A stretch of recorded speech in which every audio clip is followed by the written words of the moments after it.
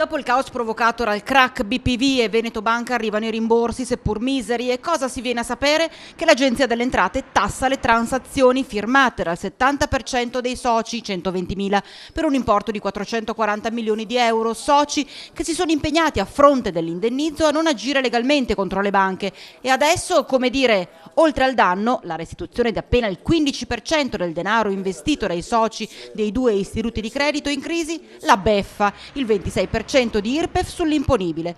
Una notizia che per alcuni è arrivata come un fulmine a ciel sereno. La domanda sorge spontanea: le banche che hanno premuto così tanto per la firma delle transazioni lo sapevano? Uno shock, l'ennesimo.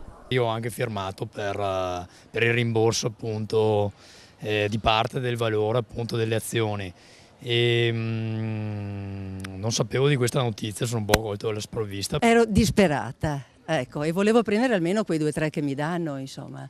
Quei 2-3 soldi. Quei 2-3 soldi, sì. Però adesso potrebbero essere soggetti a Tassati. tassazione. Guarda, piuttosto non lo so, piuttosto vado in galera, non lo so.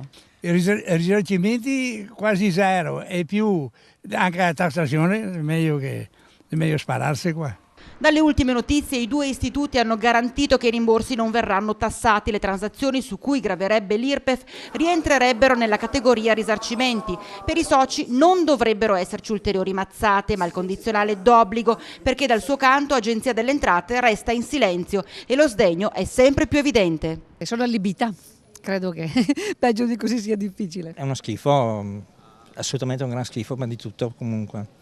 È una È vergogna. una guerra civile. Una bella soluzione direi per fregare ulteriormente. Mi rivolgerò a un legale per cercare di fare chiarezza e di capirci di più. Andrò in banca sicuramente a sentire e mi farò spiegare bene la situazione.